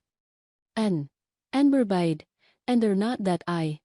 Inspektur menggelengkan kepalanya. Ini disebut bisnis. Bisnis penginapan. Dan untuk mengoperasikan bisnis penginapan, Anda memerlukan izin usaha, otorisasi operasional pariwisata, sertifikat keselamatan kebakaran, sertifikat sanitasi, dan pembayaran pajak yang sesuai. Apakah Anda memiliki salah satu dokumen tersebut? Keheningan mutlak. Dewi dan Dimas saling memandang. Kalah. Mereka tahu mereka tidak punya apa-apa. Inspektur melanjutkan. Sesuai dengan kode kota Madya, mengoperasikan tempat usaha penginapan tanpa izin merupakan pelanggaran serius dengan denda 100 juta rupiah. Selain itu, saya harus menginformasikan bahwa Direktorat Jenderal Pajak akan diberitahu tentang pendapatan yang tidak dilaporkan. Dan karena properti ini terdaftar atas nama dia melihat dokumen Siti Arman, yang menurut catatan tidak mengizinkan kegiatan komersial apapun. Ini juga dapat merupakan penggunaan properti orang lain secara curang. Dan Kulibora Sandar Antuara Kunamoti, saya merasa ini saatnya. Saya membuka pintu kamar saya dan keluar. Semua mata tertuju pada saya. Para tamu yang bingung. Inspektur dengan ekspresi profesional. Dimas dan Dewi dengan wajah ketakutan murni. Selamat malam, kata saya dengan suara tenang. Saya Siti Arman, pemilik properti ini. Lainan Yudari, dari Nali dari Jua. Inspektur mengangguk dengan hormat. Ibu Siti, apakah Anda mengizinkan pengoperasian tempat penginapan di properti Anda? Saya ragu sejenak. Menatap langsung ke mata anak dan menantu saya. Tidak. Inspektur, saya tidak mengizinkan apa-apa. Faktanya, saya baru mengetahui situasi ini beberapa hari yang lalu. Alan Harkaning. Dewi melangkah ke arah saya. Bu. Saya bisa jelaskan. Ithajari Hamjan Takundak. Isna Plaza. Ajantanya. Saya mengangkat tangan menyela. Saya tidak ingin penjelasan. Dewi. Tidak sekarang. Saya berbalik ke arah inspektur. Apa yang terjadi sekarang? Dia menutup papan klip. Para tamu saat ini harus segera meninggalkan properti. Kami akan memberi mereka 30 menit untuk mengumpulkan barang-barang mereka. Anak dan menantu Anda akan menerima pemberitahuan resmi denda dan harus menghadap Hakim Kota Madya minggu depan. Saya juga sudah mengaktifkan polisi. Ada 2 petugas polisi di luar jika diperlukan penguatan untuk penggusuran. Taki Kunakuran John kata Rinja, 30 menit berikutnya adalah kekacauan. Para tamu mengumpulkan barang-barang mereka dengan tergesa-gesa. Beberapa menuntut pengembalian uang dari Dewi. Dia telah menyimpan uang itu di tasnya dan harus mengembalikannya di bawah pengawasan ketat inspektur. Dimas menjadi lumpuh. Tidak dapat berbicara. Melihat bagaimana bisnis ilegalnya runtuh dalam hitungan menit. Ketika tamu terakhir keluar, inspektur menyerahkan salinan laporan resmi kepada saya. Ibu Siti. Saya sarankan Anda berkonsultasi dengan pengacara. Anda berhak menuntut ganti rugi. RRB Garu. Saya sudah punya pengacara. Inspektur. Terima kasih atas pekerjaan Anda malam ini. Agan Kuminako. Agan Kuminakumina. Agan Kuminakumina. Ketika inspektur dan asistennya keluar, rumah itu diselimuti keheningan yang mencekam. Kami bertiga berdiri di ruang keluarga. Saya berdiri di samping jendela. Dimas duduk di sofa dengan kepala di antara tangan. Dewi dekat pintu. Bersedekap. Dengan ekspresi binatang yang terpojok. Dialah yang berbicara lebih dulu. Suaranya tidak lagi manis atau licik. Itu putus asa. Bu. Saya tahu ini terlihat buruk. Tapi kami punya alasan. Biaya rumah tinggi. Kami punya utang. Alaja. Ananyukum gelailisar. Cunam dan limari. Saya berbalik ke arahnya perlahan. Alasan? Utang? Dan itu membenarkan mengubah rumah saya menjadi bisnis ilegal tanpa persetujuan saya?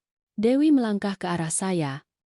Kami akan memberitahu ibu pada akhirnya. Kami hanya ingin mengumpulkan uang dulu. Untuk punya sedikit uang sebelum. Sebelum apa? Saya menyela dengan suara tajam. Sebelum membius saya dan membuat saya menandatangani surat kuasa palsu, keheningan yang terjadi memekakan telinga. Dewi menjadi pucat. Dimas mengangkat kepalanya tiba-tiba. Dengan mata terbelalak karena terkejut. Bagaimana?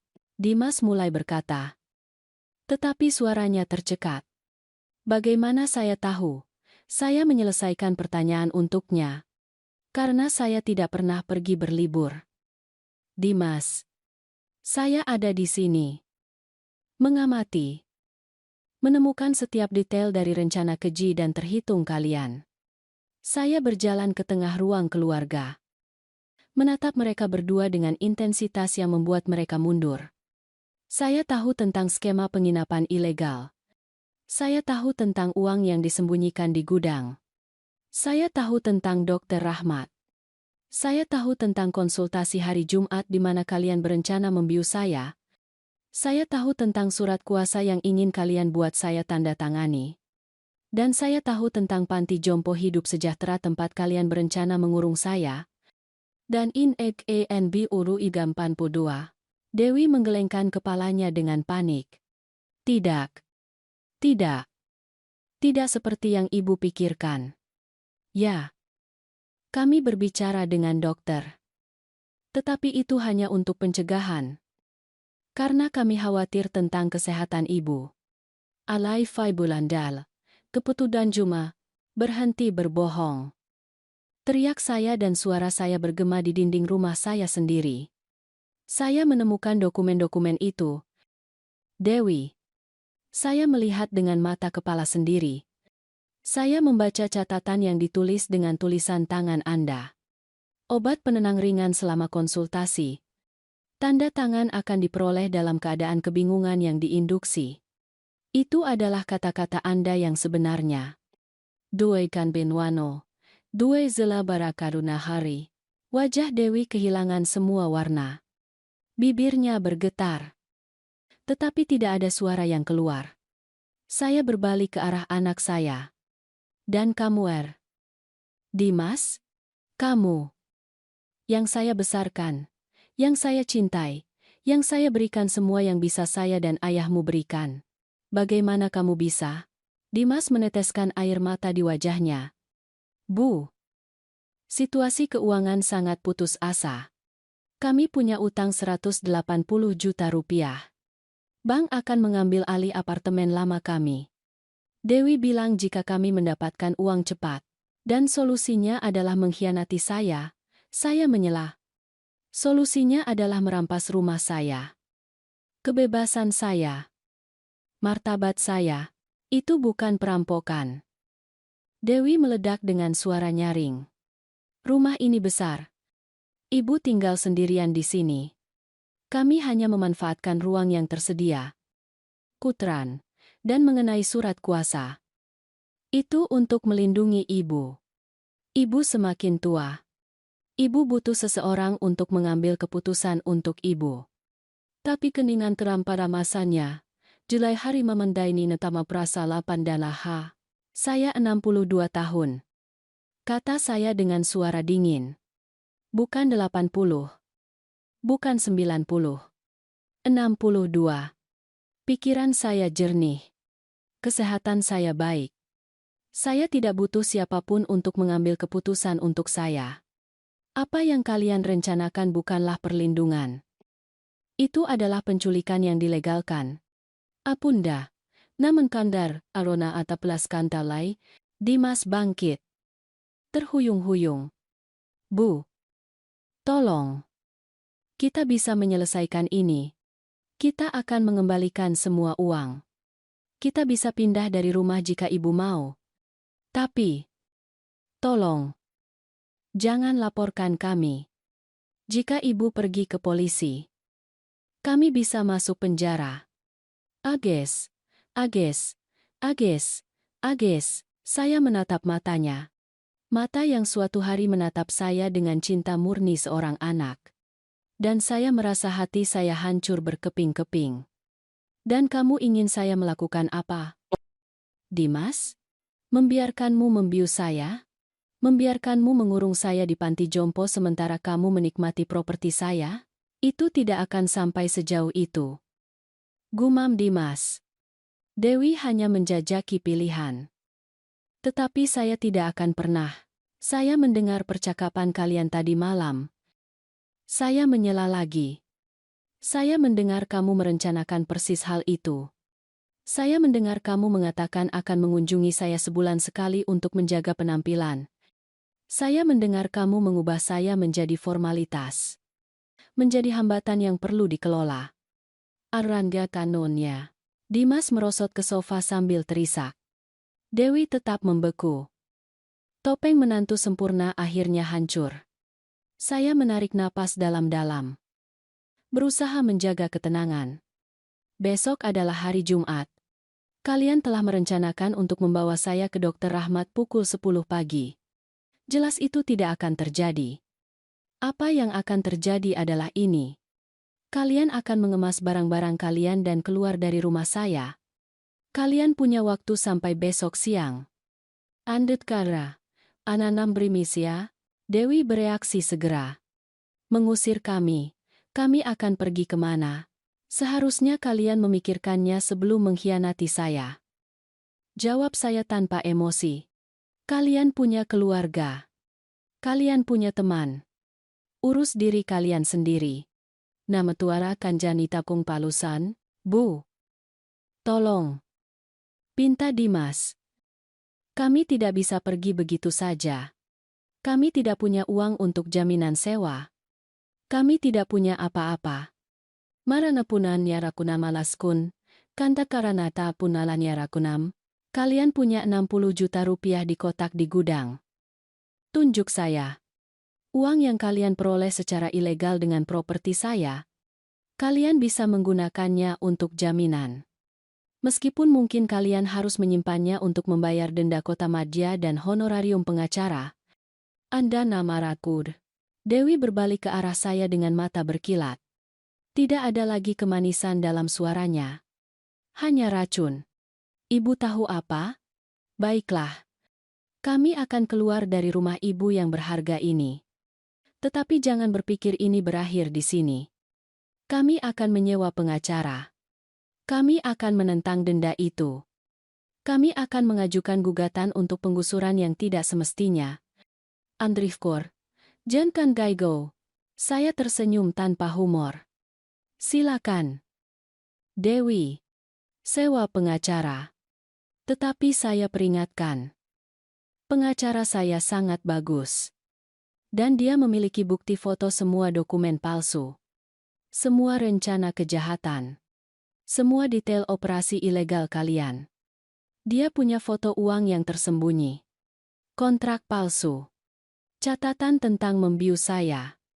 Apakah Anda benar-benar ingin pergi ke pengadilan dengan itu? Wajah Dewi hancur. Akhirnya, dia mengerti bahwa dia benar-benar kalah. Bahwa saya telah bermain lebih baik. Bahwa sementara mereka berencana menghancurkan saya sudah 2 langkah di depan. Ada satu hal lagi yang perlu kalian ketahui. Lanjut saya. Pengacara saya sudah mengajukan dokumen mencabut segala kuasa yang mungkin ada atas nama saya.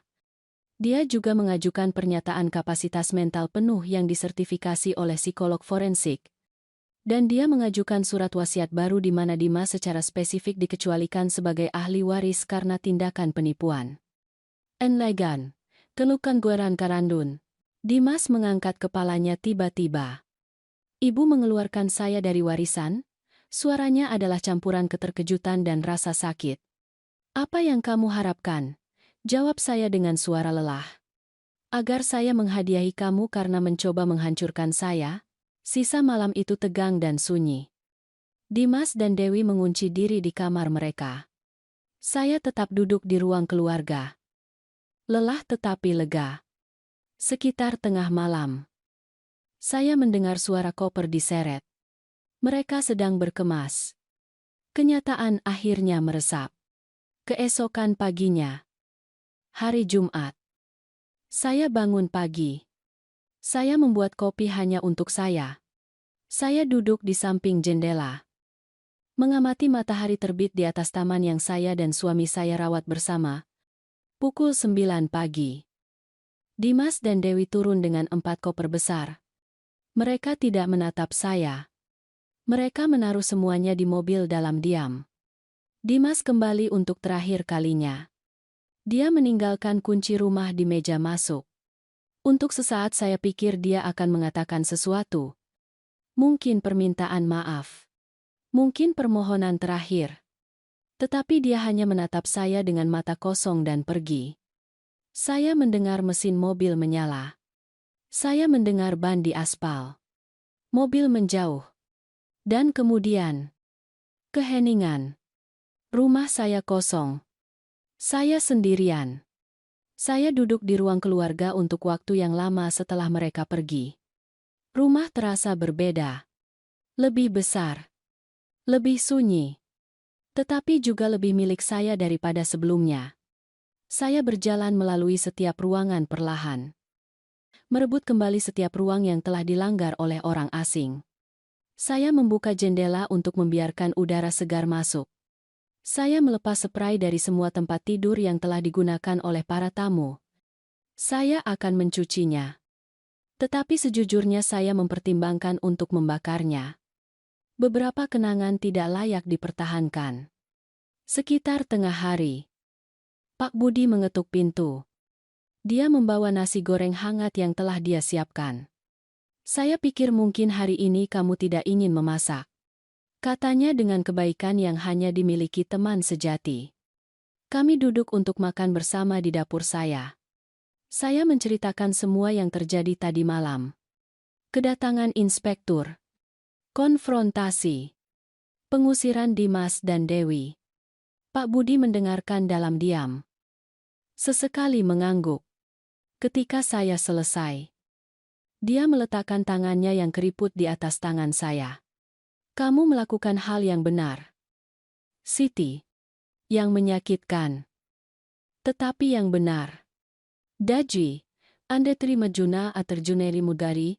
Kalau begitu, mengapa begitu menyakitkan? Tanya saya dengan suara pecah. Karena dia anakmu. Jawab Pak Budi dengan kebijaksanaan usia 68 tahunnya. Karena cinta seorang ibu tidak hilang hanya karena anak mengkhianati. Itu menyakitkan justru karena kamu mencintai. Jika kamu tidak mencintai, itu tidak akan sakit. Atakus, Aradunau, dia benar. Malam itu saya menangis. Saya menangisi anak yang saya kira saya miliki dan yang mungkin tidak pernah benar-benar ada. Saya menangisi keluarga yang saya pikir telah saya bangun. Saya menangisi pengkhianatan. Keserakahan yang merusak darah daging saya sendiri. Tetapi saya juga menangis karena lega. Karena saya selamat. Karena saya menang. Karena saya masih pemilik hidup saya. Pikiran saya. Dan rumah saya. Senin berikutnya. Rina menelepon saya dengan berita. Siti. Laporan terhadap Dr. Rahmat diterima. Dewan Kedokteran memulai penyelidikan formal. Saya juga menghubungi Kejaksaan Agung dengan semua bukti konspirasi untuk melakukan penipuan. Mereka mempertimbangkan untuk mengajukan tuntutan pidana terhadap Dewi dan Dimas. Alen Dablina Mora. Kalisuna Puli. Saya merasakan sesak di perut. Tuntutan pidana. Penjara. Rina berhenti sejenak. Itu mungkin. Penipuan terencana. Konspirasi untuk merampas kebebasan lansia. Pemalsuan dokumen. Tuntutan itu serius. Tetapi, Siti, kata terakhir ada padamu. Jika Anda tidak ingin melanjutkan proses pidana, kita dapat membatasi diri pada proses perdata. Andak tusandar, inadi semaliandar, saya banyak memikirkannya. Satu bagian dari diri saya ingin mereka membayar penuh atas apa yang mereka coba lakukan pada saya. Tetapi bagian lain, yang masih seorang ibu, tidak tahan dengan ide anak saya di penjara. Rina, lanjutkan semua yang berkaitan dengan Dr. Rahmat. Pria itu pantas kehilangan izin praktiknya. Tetapi mengenai Dimas dan Dewi, saya butuh waktu untuk berpikir. An kangonnya, karakangung siharkan, argung siharkan. Rina mengerti. Anda punya waktu sebulan sebelum batas waktu untuk mengajukan tuntutan pidana berakhir. Pikirkan dengan tenang. 5 dan Juli, aku tabunnya, 2 minggu kemudian. Saya menerima surat. Itu dari Dimas. Amplopnya kusut. Seolah-olah telah ditulis dan ditulis ulang beberapa kali. Dengan tangan gemetar saya membukanya. Tulisan tangannya adalah tulisan tangan anak saya. Tetapi kata-katanya adalah kata-kata seorang pria yang hancur. Bu. Saya tahu saya tidak pantas mendapatkan maaf ibu. Saya tahu apa yang saya lakukan tidak termaafkan. Saya tidak punya alasan. Keserakahan membutakan saya. Dewi meyakinkan saya bahwa itu adalah satu-satunya solusi untuk masalah kami. Tapi saya lemah. Saya membiarkannya terjadi. Saya berpartisipasi. Dan sekarang saya hidup setiap hari dengan beban mengetahui bahwa saya mengkhianati orang yang paling mencintai saya di dunia ini. Surat itu berlanjut. Saya putus dengan Dewi. Saya tidak bisa melanjutkan hidup dengan seseorang yang mampu merencanakan sesuatu yang begitu keji. Saya pindah sendirian ke apartemen kecil. Saya kehilangan pekerjaan ketika skandal itu terungkap. Sekarang saya bekerja sebagai pembantu tukang bangunan. Membayar utang sedikit demi sedikit. Saya tidak menulis untuk meminta maaf. Saya tidak pantas mendapatkannya. Saya hanya ingin ibu tahu bahwa saya sangat menyesal. Jika saya bisa kembali ke masa lalu, Saya akan mengubah segalanya. Kenangan tentang apa yang saya lakukan pada ibu menghantui saya setiap malam. Surat itu berakhir dengan sederhana. Saya mencintai ibu. Saya mencintai ibu. Dan saya menyesal telah kehilangan ibu. Anak ibu yang tidak pantas lagi disebut begitu. Dimas. Saya menangis saat membaca kata-kata itu. Satu bagian dari diri saya ingin merobek surat itu dan melupakan segalanya.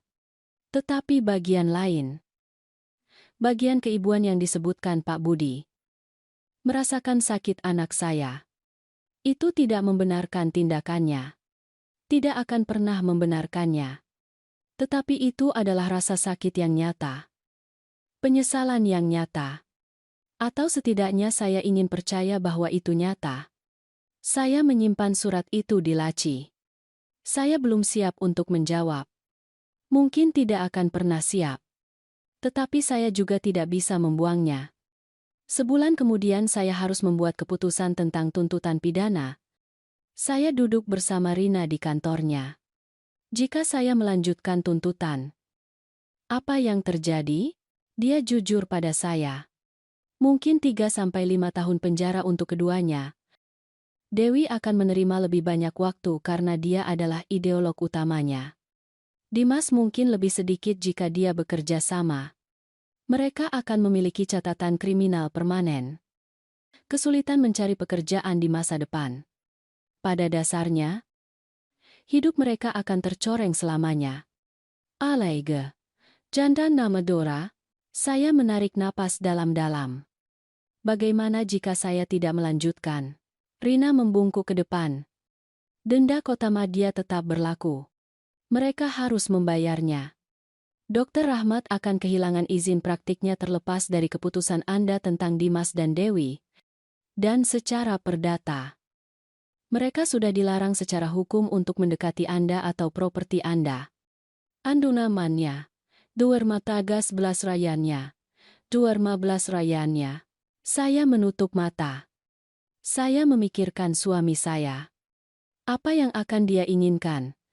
Saya memikirkan anak laki-laki yang Dimas sebelum keserakahan merusaknya. Saya memikirkan jenis orang yang saya ingin menjadi di akhir hidup saya. Saya tidak akan mengajukan tuntutan pidana. Kata saya akhirnya. Rina mengangguk tanpa menghakimi. Anda yakin? Tidak. Saya akui. Tetapi itu adalah sesuatu yang bisa saya jalani. Mereka harus hidup dengan apa yang mereka lakukan. Itu sudah cukup hukuman. Etselef anya jenajik. Den dendakukan bilarukan tela montoma. Rina tersenyum sedikit. Anda lebih murah hati daripada yang pantas mereka dapatkan. Siti. Azara. Kenenkanaras. Tidura. 6 bulan berlalu sejak malam inspektur mengetuk pintu saya. Rumah itu benar-benar milik saya lagi. Saya menyewa perusahaan pembersih profesional yang menghilangkan semua jejak para tamu. Saya mengecat dinding dengan warna baru. Saya menyumbangkan perabotan yang telah digunakan oleh orang asing dan membeli perabotan baru. Saya mengubah kamar belakang menjadi bengkel menjahit. Saya selalu ingin memiliki ruang sendiri untuk menjahit. Dan sekarang saya punya waktu dan ketenangan untuk itu. Pak Budi masih tetangga dan sahabat terbaik saya. Kami makan malam bersama 2 kali seminggu. Dia membantu saya memasang sistem keamanan di rumah. Bukan karena saya takut. Tetapi karena sekarang saya menghargai privasi saya lebih dari sebelumnya. Rina menjadi lebih dari sekadar pengacara saya. Dia adalah orang kepercayaan saya. Pelindung hukum saya. Teman saya. Saya memastikan untuk memperbarui surat wasiat saya meninggalkan sesuatu untuknya atas semua yang dia lakukan. Dan Dimas? Saya tidak memiliki kontak langsung dengannya sejak surat itu. Tetapi melalui kenalan bersama saya tahu bahwa dia masih bekerja di konstruksi. Bahwa dia membayar utangnya sedikit demi sedikit. Bahwa dia hidup sendirian. Ada hari-hari ketika saya berpikir untuk membalas suratnya. Ada hari-hari ketika saya berpikir untuk meneleponnya. Tetapi kemudian saya ingat kotak di gudang. Dokumen tentang membius saya. Percakapan tentang mengurung saya di panti jompo.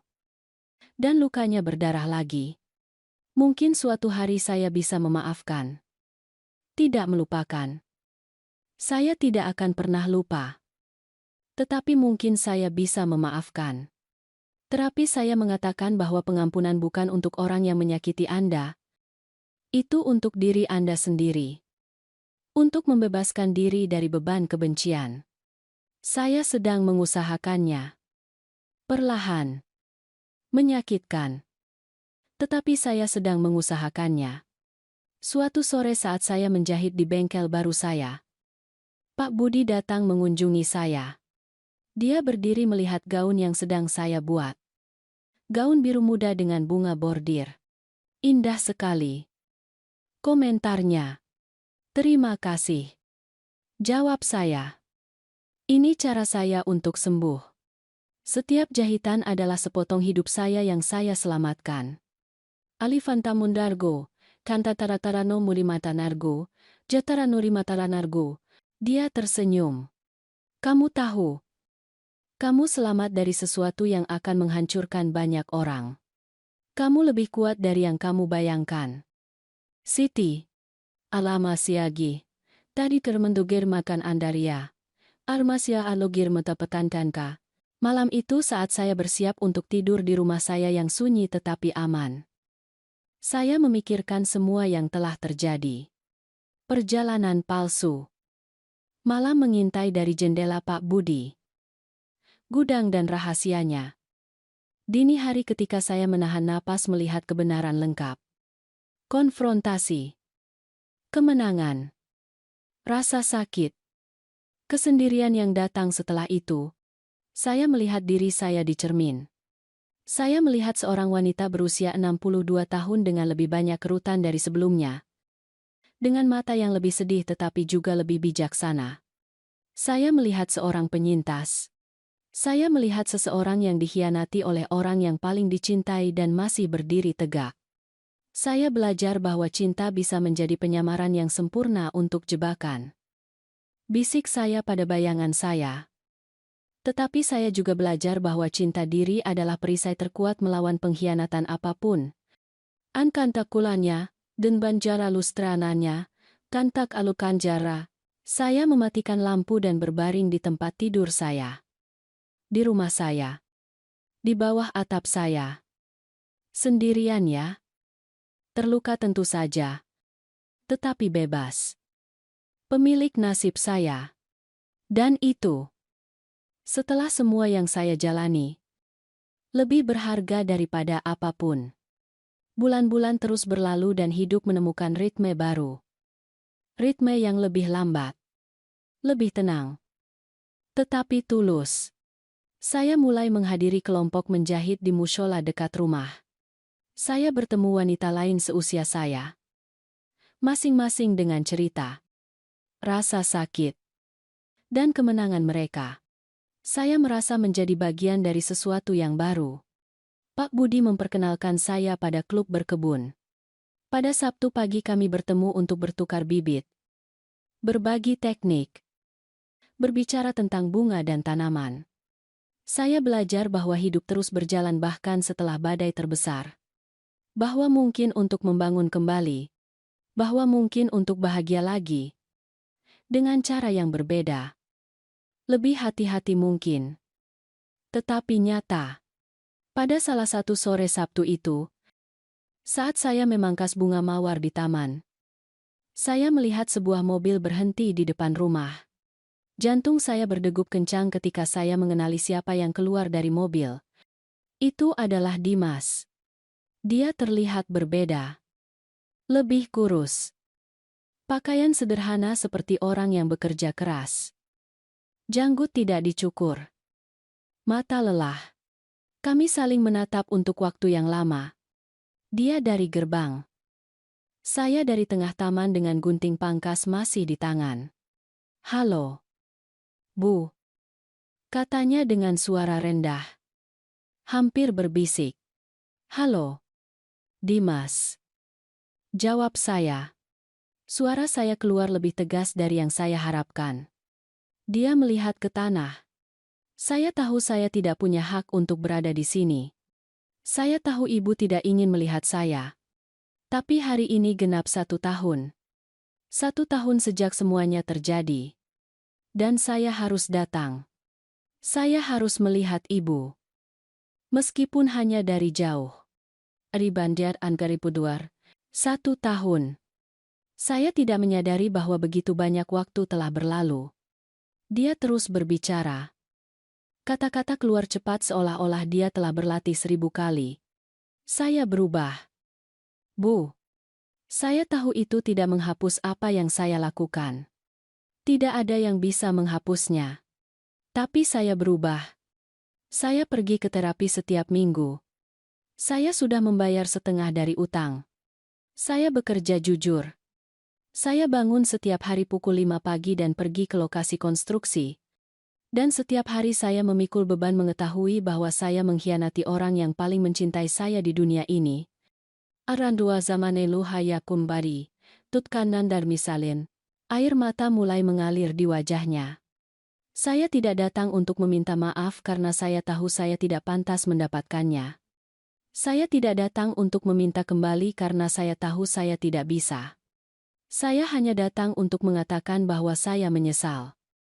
Dan bahwa ibu benar tentang segalanya. Tentang mengusir saya. Tentang mengeluarkan saya dari warisan. Tentang menunjukkan kepada saya bahwa tindakan memiliki konsekuensi. Alamatu, genak tunjannya, ganako, saya berdiri diam.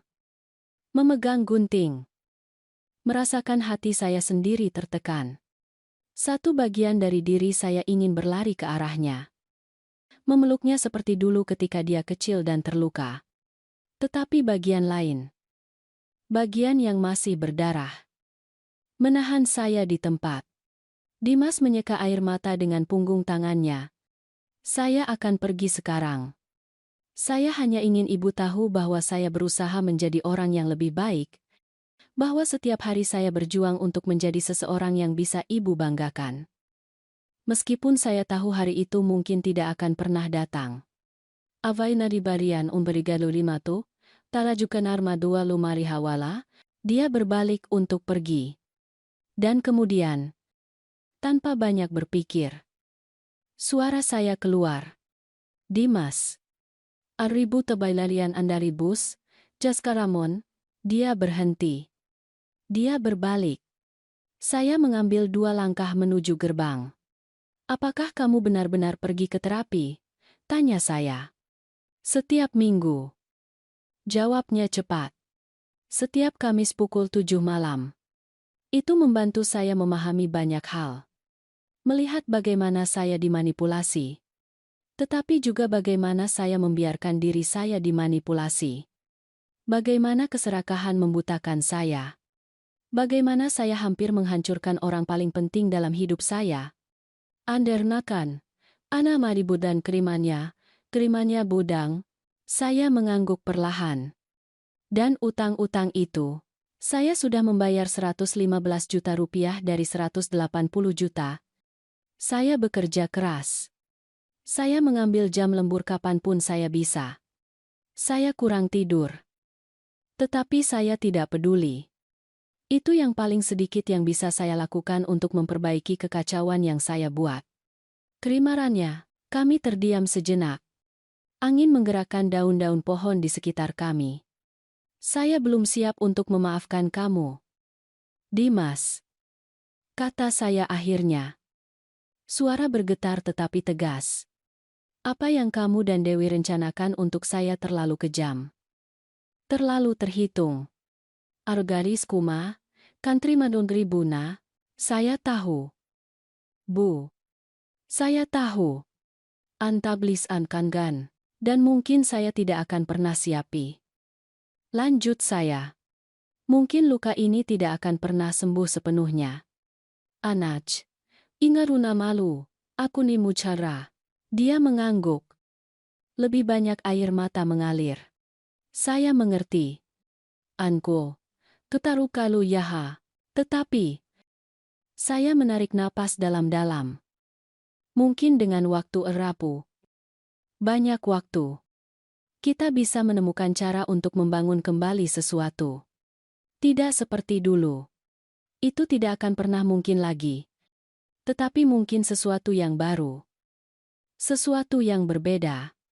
Aran Andregetrawena, matanya bersinar dengan sedikit harapan. Ibu serius? Saya tidak tahu. Saya akui dengan jujur. Saya hanya tahu bahwa kamu adalah anak saya. Dan meskipun kamu telah menyakiti saya, meskipun kamu telah merusak kepercayaan saya, masih ada bagian dari diri saya yang ingin percaya bahwa orang bisa berubah. Bahwa mereka bisa menebus diri. Alulah halimanan yakun tambilakara, Dimas terisak. Saya akan menghabiskan sisa hidup saya mencoba membuktikan bahwa saya pantas mendapatkan kesempatan itu. Bu. Saya bersumpah saya akan melakukannya. Ada kuman. Iksan doktu, jangan buat janji. Dimas. Kata saya lelah. Tunjukkan kepada saya dengan tindakan. Dengan waktu. Dengan konsistensi. Tunjukkan bahwa kamu benar-benar berubah. Dan mungkin, hanya mungkin, suatu hari kita bisa duduk di meja yang sama lagi. Ada Ragia Fadar, Alamin Bari. Dia mengangguk kuat. Saya akan melakukannya. Saya akan menunjukkannya. Setiap hari. Bisakah saya? Saya mengangguk perlahan. Sebulan sekali. Tidak lebih dari itu. Saya sedang membangun kembali hidup saya. Dimas. Saya butuh ruang. Saya butuh waktu untuk sembuh. Argan, bara-bara. Kerugan darujulai narugan. Arugan darugan darujulai. Sebulan sekali sempurna. Katanya dengan suara penuh rasa terima kasih. Terima kasih. Bu. Terima kasih karena tidak menutup pintu sepenuhnya. Aksando. Angku Garas. Amando. Aronya. Dia kembali ke mobil. Sebelum masuk, dia berbalik sekali lagi. Saya mencintai ibu. Saya selalu mencintai ibu. Bahkan ketika saya melakukan hal-hal buruk itu, saya tahu itu tidak membenarkan apa-apa. Tetapi itu adalah kebenaran. Ara, tu nambaridan. Saya tidak menjawab. Saya hanya melihat dia masuk ke mobil dan pergi. Ketika mobil menghilang di tikungan, kaki saya lemas. Saya duduk di bangku taman dan menangis. Saya menangis semua yang telah saya tahan selama percakapan itu. Pak Budi muncul beberapa menit kemudian. Dia telah melihat semuanya dari jendelanya. Tetapi dia menghormati privasi saya. Dia duduk di samping saya dalam diam. Kamu melakukannya dengan baik. Katanya akhirnya. Kamu tidak menutup pintu. Tetapi kamu juga tidak membukanya sepenuhnya. Kamu meninggalkan celah. Dan begitulah cara penyembuhan bekerja. Perlahan-lahan. Dengan hati-hati. Argan Saratargan Yandak, apakah dia benar? Tanya saya. Saya tidak tahu. Siti. Jawabnya jujur. Hanya waktu yang akan memberitahu. Tetapi kamu melakukan hal yang benar dengan memberinya kesempatan untuk menunjukkannya. Dan kamu melakukan hal yang benar dengan menjelaskan bahwa kata-kata tidak cukup. Bahwa kamu perlu melihat perubahan nyata. Anta Nambribar, Miran Sriba. Pada hari-hari berikutnya saya banyak memikirkan pertemuan itu. Tentang kata-kata Dimas. Tentang kemungkinan bahwa suatu hari kami bisa membangun kembali semacam hubungan. Itu tidak akan sama seperti dulu. Kepercayaan yang rusak tidak pernah dibangun kembali sama. Selalu ada keretakan. Tetapi mungkin itu bisa berubah menjadi sesuatu yang baru. Sesuatu yang dibangun bukan di atas kenaifan. Tetapi di atas kesadaran. Di atas kejelasan batasan. Di atas rasa hormat timbal balik yang diperoleh dengan susah payah. Rina mengatakan kepada saya bahwa saya melakukan hal yang benar dengan tidak menutup semua pintu. Bahwa pengampunan adalah sebuah proses. Bukan sebuah peristiwa. Bahwa itu bisa memakan waktu bertahun-tahun. Atau mungkin tidak pernah terjadi sepenuhnya. Dan itu tidak apa-apa. Bahwa saya punya hak untuk sembuh dengan kecepatan saya sendiri. Hari ini, saat saya menulis cerita ini duduk di bengkel jahit, saya dikelilingi oleh kain berwarna-warni dan benang. Saya melihat keluar jendela ke taman saya. Bunga mawar yang saya pangkas Sabtu itu mekar indah. Merah, kuning, merah muda. Simbol pembaharuan. Hal-hal yang tampak mati tetapi kembali hidup dengan perawatan dan waktu. Saya belajar begitu banyak pelajaran dalam beberapa bulan terakhir ini. Saya belajar bahwa kepercayaan itu rapuh dan berharga. Bahwa kita harus melindunginya. Terutama dari orang-orang terdekat. Karena merekalah yang dapat menyebabkan luka terburuk. Saya belajar bahwa intuisi tidak berbohong. Bahwa ketika sesuatu terasa salah, mungkin memang salah. Bahwa kita harus mempercayai naluri kita. Bahkan ketika semua orang mengatakan kita berlebihan. Saya belajar bahwa dokumen hukum itu penting. Bahwa surat kuasa dan surat wasiat harus disimpan dengan hati-hati. Bahwa tidak ada kata terlalu dini untuk melindungi aset dan otonomi kita. Saya belajar bahwa kesendirian bukanlah nasib terburuk. Bahwa terkadang lebih baik sendirian daripada dikelilingi oleh orang-orang yang mengkhianati Anda. Bahwa teman sejati seperti Pak Budi dan Rina lebih berharga daripada darah. Saya belajar bahwa pengampunan adalah untuk orang yang memaafkan. Bukan untuk orang yang diampuni. Bahwa kita dapat memilih untuk memaafkan untuk membebaskan diri dari kebencian. Atau kita dapat memilih untuk tidak memaafkan. Dan itu juga tidak apa-apa. Bahwa penyembuhan tidak memiliki manual instruksi, dan saya belajar bahwa bahkan setelah badai terburuk, bahkan setelah pengkhianatan terbesar, hidup terus berjalan. Bahwa kita lebih kuat dari yang kita bayangkan. Bahwa kita bisa membangun kembali. Bahwa kita bisa bahagia lagi. Dengan cara yang berbeda. Mungkin. Lebih hati-hati. Lebih sadar. Tetapi nyata dan tulus. Saya melihat wanita yang saya jadikan diri saya. Saya bukan lagi Siti yang naif yang percaya bahwa keluarga itu sakral terlepas dari apapun. Sekarang saya tahu bahwa keluarga dibangun di atas rasa hormat, kejujuran, dan cinta sejati. Bukan hanya dengan darah. Saya punya bekas luka. Beberapa terlihat. Banyak yang tidak terlihat. Tetapi saya juga punya kekuatan, kebijaksanaan, otonomi, dan kedamaian yang datang dari mengetahui bahwa saya mempertahankan martabat saya, bahwa saya tidak membiarkan diri saya dihancurkan, bahwa saya berjuang dan menang. Terkadang pada malam hari sebelum tidur saya masih memikirkan semua yang terjadi. Perjalanan palsu. Malam-malam mengintai dari jendela. Kotak di gudang. Dokumen-dokumen yang membuktikan konspirasi lengkap melawan saya. Dan saya bertanya-tanya apa yang akan terjadi jika saya tidak mempercayai intuisi saya. Jika saya mengabaikan tanda-tanda. Jika saya tidak berpura-pura pergi berlibur. Saya mungkin sekarang berada di panti jompo. Dibius. Bingung. Sementara anak dan menantu saya menikmati rumah saya. Hidup dari properti saya. Mengunjungi saya sebulan sekali untuk menjaga penampilan. Pikiran itu membuat saya merinding. Tetapi itu tidak terjadi. Karena saya cerdik. Karena saya punya keberanian. Karena saya mendapat bantuan dari orang yang tepat. Dan karena saya tidak pernah menyerah pada diri saya sendiri. Dimas menelepon saya sebulan sekali seperti yang kami sepakati. Percakapan singkat. Dia berbicara tentang pekerjaan, tentang terapi, tentang utang yang dia bayar. Saya mendengarkan. Terkadang saya berkomentar. Terkadang saya hanya mendengarkan. Saya belum siap untuk lebih. Mungkin tidak akan pernah. Atau mungkin dalam beberapa tahun kita bisa minum kopi bersama. Berbicara sungguh-sungguh. Membangun kembali sesuatu yang kecil tetapi nyata. Saya tidak tahu. Masa depan yang akan memberitahu. Untuk saat ini saya hidup sehari demi sehari. Menjahit.